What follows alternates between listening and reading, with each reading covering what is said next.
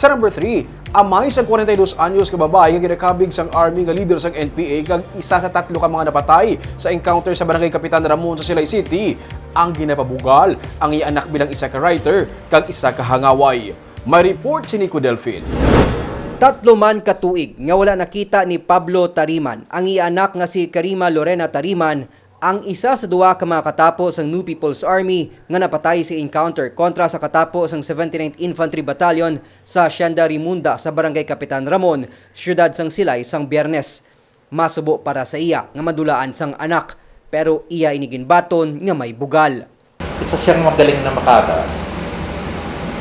And then later, kung paano siya namatay, na-realize ko rin na isa rin pala siyang magaling na mandirigma. Gindugang ni Tariman nga isa man ka writer sa national paper nga makapila niya ka beses ang ginhaylong iya anak nga magbalik na puyo sa iya kag sa iya pagid 18 anyos nga anak. Wala niya man mapunggan ang magilibion samtang gina-cremate ang bangkay sa iya anak kahapon. Marami akong gustong sabihin sa kanya, like, hindi ka pa ba nagsasawa sa buhay niyan? Lagi kang hindi kita masilayan ng matagalan, laging on the go. I don't even know your phone number. I don't know where she is all the time. But I understand why it has to be so. Yeah. Of course, masakit. Pero through the years, nasanay na akong sa buhay niya na hindi kami nakikita. At the same time, nasanay ako nang tanggapin ng maaga na may mangyayari sa kanya. And habang tinitingnan ko yung bangkay niya, ang iniisip ko nung bata pa sila, hindi yung life nila ngayon.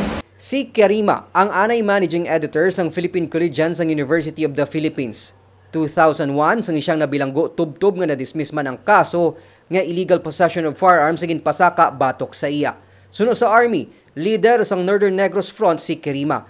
Isa sa iya ginaligar kaupod nga napatay sa enkwentro ang 38 anyos nga si Jory Cocoba sang Ibi Magalona. Napatay man sa mga encounter si Private First Class Christopher Alada nga taga Badyangan, Iloilo.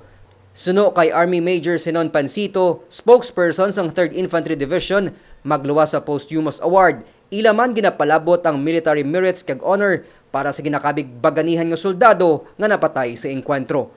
Nico Delfin para sa DigiCast Negros.